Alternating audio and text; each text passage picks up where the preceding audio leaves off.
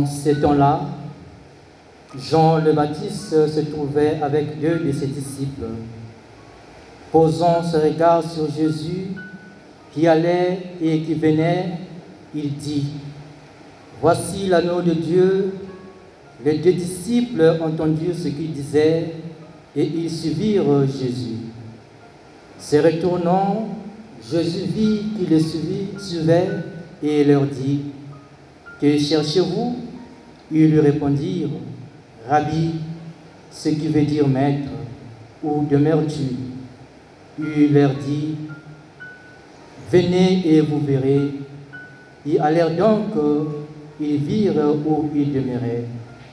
Et ils restèrent auprès de lui ces jours-là. C'était vers la 10e heure, environ 4 heures de l'après-midi.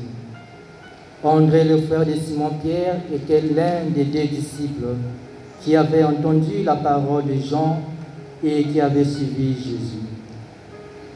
Il trouve d'abord Simon, son propre frère, et lui dit, « Nous avons trouvé le Messie, ce qui veut dire Christ. » André amena son frère à Jésus. Jésus posa son regard sur lui et lui dit,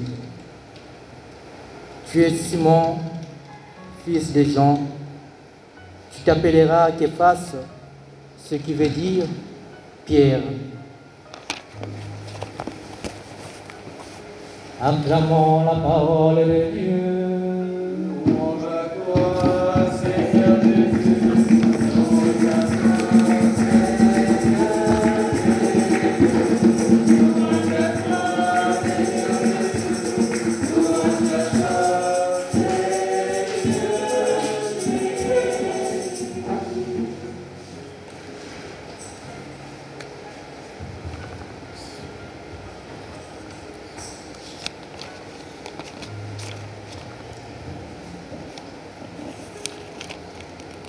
Alors, comment comprendre cette parole? Quiconque est né de Dieu ne commet pas de péché, car ce qui a été sémé par Dieu demeure en lui. Il ne peut donc pas pécher, puisqu'il est né de Dieu. Nous savons que par le baptême, nous naissons de Dieu, nous devenons enfants de Dieu. Comment se fait-il que nous continuons de pécher, alors que Jean affirme dans sa première lettre, chapitre 3, verset 7 et suivant, « Quiconque est né de Dieu ne peut commettre de péché. » Comment comprendre? Ça veut dire que nous qui sommes baptisés, nés de Dieu, là, c'est n'importe quoi, c'est pas vrai. Non, je pense que peut-être, en fait, de manière sommaire, on n'a pas le temps de développer, mais on peut retenir, par exemple, que lorsque Saint Jean parle de celui qui est né de Dieu ne commet pas de péché, parce que ce qui a été sémé en lui, ce qui a été sémé par Dieu demeure en lui, c'est-à-dire la grâce de Dieu. La grâce de Dieu, nous savons que c'est l'agneau de Dieu dont il est question, n'est-ce pas, dans l'Évangile. Hier, nous avons entendu Saint Jean-Baptiste dire « Voici l'agneau de Dieu qui enlève le péché du monde. » Et aujourd'hui, il dit « Voici l'agneau de Dieu. » Alors, l'agneau de Dieu est sémé en nous, est déposé en nous. Nous savons que par le baptême, nous avons revêtu le Christ, nous dit Saint Paul dans Galates chapitre 3, le verset 27. Et donc, par la présence de Christ, il y a certaines choses qu'on ne peut plus faire, normalement. Ici, il ne faut pas prendre le péché au sens absolu, c'est-à-dire qu'on ne peut plus pécher comme si on était des anges. Hein? Voilà. Mais il faut le prendre, je veux dire, au niveau du péché mortel. Quand tu es revêtu, et si vraiment tu es habité du Saint-Esprit, il y a des péchés que tu ne peux plus faire. Normalement. Bon, même là encore, on peut toujours. Parce que, ben, voilà, on peut désobéir à Dieu. On n'est pas obligé d'obéir à Dieu. C'est pourquoi il poursuit en disant que voici comment se manifestent les enfants de Dieu et les enfants du diable. Quiconque ne pratique pas la justice n'est pas de Dieu et pas davantage celui qui n'aime pas son frère. Ça relève de notre liberté. Je suis libre de pratiquer la justice de Dieu ou de ne pas la pratiquer. Même si je suis baptisé, même si je suis revêtu du Saint-Esprit et du Christ, j'ai toujours le choix, j'ai toujours la possibilité tous les jours de dire oui ou non à la justice de Dieu. Amen. Donc c'est cette liberté-là qui fait que l'homme est capable de sortir de la grâce de Dieu et de commettre un péché mortel ou de rester. Et ce Jean, dans le chapitre 5 de sa première lettre, va développer ce qu'il appelle le péché venu. En fait, les péchés qui conduisent à la mort et les péchés qui ne conduisent pas à la mort. Que l'Église a thématisé en parlant du péché mortel et du péché véniel. Voilà les deux types de péchés que nous pouvons faire. Alors, donc, ce qui a été sémé en nous, c'est ce que Jean, en indiquant Jésus, dit « Voici l'agneau de Dieu ». Frères et sœurs, quand on parle de l'agneau de Dieu, ça nous rappelle beaucoup de choses par rapport à l'Ancien Testament. Vous savez que il y a plusieurs types d'images, mais il y a plusieurs figures de l'agneau de Dieu. C'est pas dans le Premier Testament. Déjà dans Exode chapitre 12, c'est l'agneau, c'est le sang de l'agneau pascal. En fait, c'est l'agneau pascal qui a été immolé à la veille de la libération de l'esclavage du peuple en Égypte. Et le sang de l'agneau immolé devait être aspergé sur le linteau des portes pour que l'ange de la mort ne passe pas pour tuer les Israélites. Et cela symbolise, cela préfigure le Christ qui vient par le sang de sa croix nous libérer de la mort spirituelle, c'est-à-dire de tout ce qui nous conduit à la mort spirituelle, le péché mortel, évidemment. Donc c'était une figure, n'est-ce pas, déjà de l'agneau de Dieu. Et nous avons ensuite dans Isaïe ce qu'on appelle l'hymne du serviteur souffrant, Isaïe 52-53, où on parle de l'agneau qu'on conduit à l'abattoir, de l'agneau muet qu'on conduit à l'abattoir. Vous savez que, n'est-ce pas, dans la tradition juive, lorsque quelqu'un avait péché, pour être pardonné par Dieu, il fallait qu'il amène un agneau sans tache au temple pour qu'il soit sacrifié. Et il y avait aussi la pratique de ce qu'on appelle le bouc émissaire.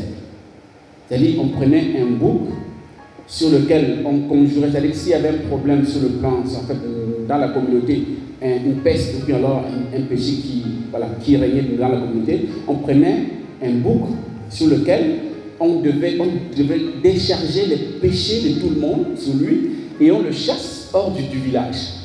De manière à ce que, qu'il s'en aille avec le mal et la malédiction et le péché et tout ça.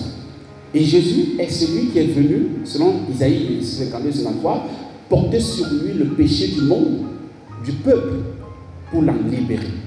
Jésus est notre bouc émissaire, quelque part. Il est cet agneau de Dieu qui est venu se faire immoler, se laisser immoler pour notre salut. Amen. Et donc aussi, nous voyons aussi en l'agneau une dimension sacrificielle. Parce que pour nous sauver, il a versé son sang. Comme chaque agneau, quand il fallait remettre le péché, n'est-ce pas, dans la tradition juive, on l'immolait. Le sang servait de purification, si on peut dire. Ça prophétisait ce que le Christ allait faire. C'est son sang qui nous purifie. Il fallait que le Christ verse son sang pour nous racheter, pour nous sauver. Et autre chose qu'on peut retenir par rapport à l'agneau, frères et sœurs, c'est que vous vous souvenez, n'est-ce pas, de l'épisode d'Isaac et de son père Abraham. Genèse chapitre 22. Dieu demande à Abraham de lui sacrifier son fils. Il se décide, n'est-ce pas, de le faire. Il part avec son fils et les serviteurs. Quand ils arrivent près de la montagne où il doit avoir le sacrifice, il dit à ses serviteurs, restez ici, je vais monter avec mon fils pour offrir le sacrifice. Et le fils a cette question suicidaire à son père: mon père, voici le bois et le feu. Où est l'agneau? Vous connaissez la réponse d'Abraham: Dieu, mon fils, Dieu pourvoira. Et l'incarnation du Fils de Dieu, c'est l'heure où Dieu pourvoit à l'agneau qui doit sauver ce monde. Parce que Dieu a compris, et ce n'est même pas que Dieu a compris, c'est que c'est même impossible que l'homme puisse sauver l'homme.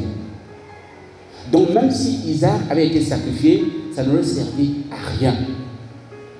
C'était juste une démarche assez pédagogique de Dieu pour aider Abraham à se recentrer sur lui, Dieu, au lieu d'être focalisé sur son Fils qu'il aimait tant. Et Dieu, sans cesse dans notre vie de tous les jours, aime souvent nous rappeler qu'il est le premier. Il doit rester le premier. Et parfois, il nous demande de se faire des sacrifices par rapport à ce qu'on aime, par rapport à ce que nous aimons faire et tout ça. Le Seigneur aime souvent nous rappeler, comme à Abraham, je suis ton Dieu, l'unique que tu dois aimer plus que tout. Et à la suite donc, Jean-Baptiste qui dit, parce que la veille déjà hier, il a dit à ses apôtres, voici l'agneau de Dieu qui enlève le péché du monde. Aujourd'hui encore, il dit, en présence de ses deux disciples, il regarde Jésus qui va et qui vient, il dit, voici l'agneau de Dieu. Et lorsqu'il a fini de dire, les disciples ont quitté Jean le Baptiste. Ils sont mis à suivre Jésus. Jean-Baptiste a insisté, parce que la veille, il y a des personnes qui n'ont pas bien compris, quand il a dit, voici l'agneau de Dieu qui enlève le péché du monde, ils sont restés avec lui, ils n'ont pas bougé. Mais le lendemain, quand il répète, voici l'agneau de Dieu, tout de suite ils ont compris que non, le maître est en train de dire, il va falloir qu'on le guide. Il va falloir qu'on passe qu'on change. Le relais est passé désormais. Le Fils de Dieu est là. Jean doit s'effacer devant celui qui est venu sauver. Puisque Jean même va dire, mon baptême ne sauve pas. C'est juste pour vous préparer. Pour vous préparer à accueillir celui qui vient et qui est plus grand que moi. Et il est désormais là. Je dois m'effacer pour que lui, il grandisse. Et les disciples sont partis. Jésus pose, il se tourne, il les regarde, il dit, que cherchez-vous? C'est une question vocationnelle. C'est-à-dire que dans chaque vocation, c'est une question qu'on pose. Tu cherches quoi? Tu viens frapper à la porte de l'étude, mais tu cherches quoi? Qu'est-ce que tu cherches? Dans toutes les communautés, c'est une question qui doit travailler tout appel, qui doit être, qui doit advenir. Que cherchez-vous? Et ils répondent, Maître, où demeures-tu? Maître, où demeures-tu? Il ne demande pas à Jésus, mais qui es-tu? Tu viens d'où? Tu vas où? Non, Maître, où demeures-tu? Et à cette question, Jésus dit, venez et vous verrez. Et ils sont partis avec Jésus, ils sont restés avec lui toute la journée, jusqu'à 4 heures du soir. En fait, ils n'ont plus jamais quitté Jésus. Parce que lorsque vous suivez l'évangile de Saint Jean, cette question, que cherchez-vous, à laquelle Jésus n'a pas répondu en tant que tel, Jésus répondra à cette question de la demeure. Mais où demeures-tu? Il répondra dans Jean chapitre 14. Quand il dira, vous vous souvenez quand c'est Philippe qui pose la question à Jésus, Maître, montre-nous le Père et cela nous suffit. Jésus dit, mais depuis longtemps je suis avec vous, vous ne me connaissez pas. Qui m'a vu a vu le Père. Ne savez-vous pas que je suis dans le Père et que le Père est en moi? Autrement dit, la demeure que vous cherchez, c'est la demeure du Père, c'est l'amour du Père. Et comme je suis uni au Père, c'est moi en fait. Je suis la demeure. Qui m'a vu a vu le Père. Qui m'a vu est arrivé au terme. Puisque dans Jean 14,6, il va dire, je suis le chemin, je suis la vérité, je suis la vie. Autrement dit, je suis bien sûr le chemin, mais en même temps je suis le but.